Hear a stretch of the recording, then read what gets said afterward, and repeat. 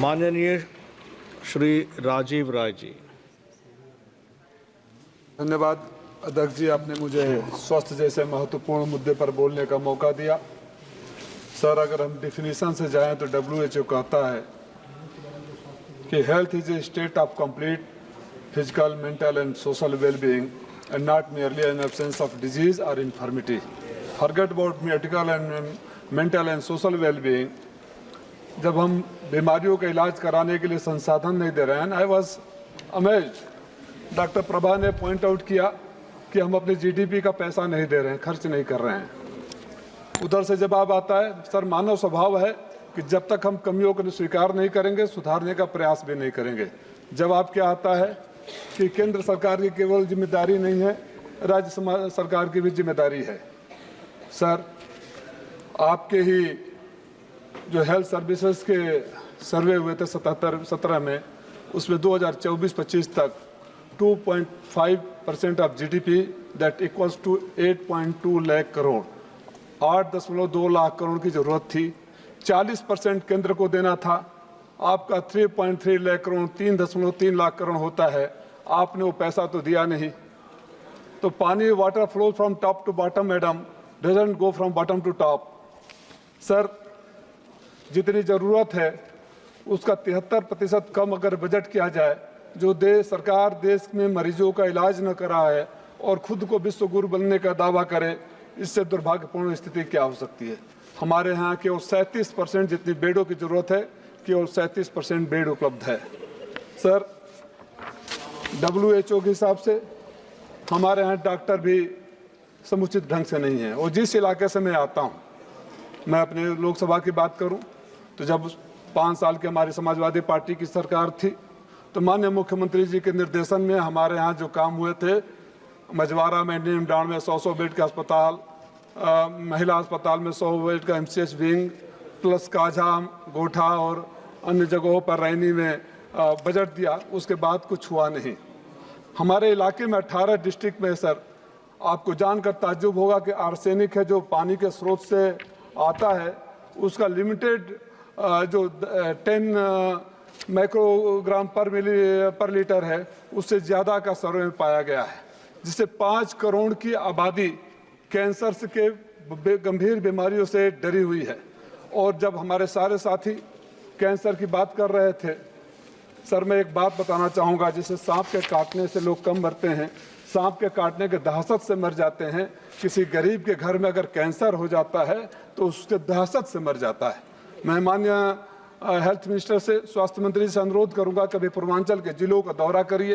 प्रधानमंत्री जी का लोकसभा क्षेत्र है वाराणसी, वहाँ BHU है, टाटा मेमोरियल है, वहाँ के बाहर जाकर जमीन पर कैंसर से पड़े हुए मरीजों की हालत देखिए।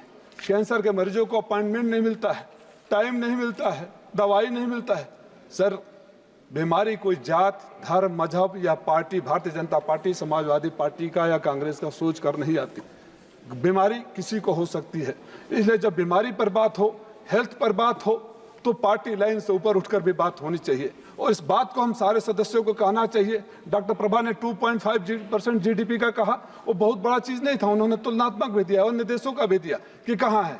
2.5% तो हमने डिसाइड किया था खर्च करेंगे। अगर आप उतना भी खर्च नहीं करते हैं और याद दिलाने पर if you feel offended then only God can help us. Sir, हमारे यहाँ जितने बेड की जरूरत है उसके केवल 37% है। देश में पर 1000 प्रति 1000 पर केवल 1.3 बेड उपलब्ध है, जबकि दुनिया में 2.6 है। जो 3.3 लाख करोड़ की जरूरत है, उसके बदले में सिर्फ आपने 91 लाख दिया। मैं एक चीज आपके माध्यम से सरकार से मांग करूंगा कि हमारे जिले में तो स्वर्गीय कल्पनाथ राय जी ने सब कुछ दिया था, उनके बाद कुछ मिला नहीं। जो भी दिया समाजवादियों ने दिया। हमारा जिला बुनकरों का जिला है। बुनकर जिस हालात में जीते हैं, उनकी बीमारियां, कुछ हाइजीनिक कंडीशन देखिए। मैं आपसे मांग करता हूं कि पूर्वांचल के हालात को देखते हुए आर्सेनिक का जो पानी में लेवल है, उससे निजात कैसे मिले, गरीबों का गंभीर बीमारियों में इलाज कैसे हो। हमारे यहाँ माननीय गडकरी साहब के आशीर्वाद से गोरखपुर से, वाराणसी से गोरखपुर 4 लेन बन गया, पूर्वांचल एक्सप्रेस वे बन गया। रोज एक्सीडेंट होता है, लोग तड़प के मर जाते हैं। कोई ट्रॉमा सेंटर नहीं है। जो हमने ट्रॉमा सेंटर अपने अस्पताल में शुरू कराया, इस सरकार ने वहाँ डॉक्टर और स्पेशलिस्ट को भी देने में असमर्थता जाहिर करी है। मैं मांग करता हूं, हमारे यहाँ मऊ में केंद्र सरकार की ज़मीनें भी है। मैंने पिछली बार भी कहा था 25 एकड़ ज़मीन हमारे शहर में जहाँ कताई मिल बंद हो गई है और वहाँ लोग प्लाटिंग की बात कर रहे हैं, परदाह में है। उन ज़मीनों का सदुपयोग मल्टी स्पेशलिटी हॉस्पिटल, कैंसर के लिए हॉस्पिटल, और जो मऊ जिला है कनेक्टिविटी में बलिया, गाजीपुर, मऊ, आजमगढ़, गोरखपुर, देवरिया सबसे जुड़ा हुआ है और वहाँ से पूर्वांचल एक्सप्रेस वे, अगर वहाँ निदान नहीं है तो बड़े शहरों में जा सकते हैं। लेकिन इस तरह आंख बंद कर लेना ये ठीक नहीं है। देश के मेडिकल कॉलेजों की हालत क्या है सर? माननीय प्रधानमंत्री जी जाते हैं, घोषणा कर देते हैं, बिल्डिंगें कंप्लीट नहीं होती है। माननीय प्रधानमंत्री जी को सच बताया जाता है या नहीं बताया जाता है मुझे जानकारी नहीं है, लेकिन आपके ही पैरामीटर कहते हैं कि अगर मेडिकल कॉलेज है तो इतने प्रोफेसर होने चाहिए, इतने असिस्टेंट प्रोफेसर होने चाहिए, इतने बेड होने चाहिए। जिस बिल्डिंगों जो बिल्डिंगें कंप्लीट नहीं रहती है उस बिल्डिंगों को उद्घाटन करा दिया जाता है। एक दौरा माननीय स्वास्थ्य मंत्री जी को करना चाहिए। जितने मेडिकल कॉलेज का उद्घाटन माननीय प्रधानमंत्री जी के दिशा निर्देश में हुआ है, या तो उन्होंने स्वयं किया है या किसी से करवाया है, वहां का जाकर एक इंस्पेक्शन करवा लीजिए हालत क्या है।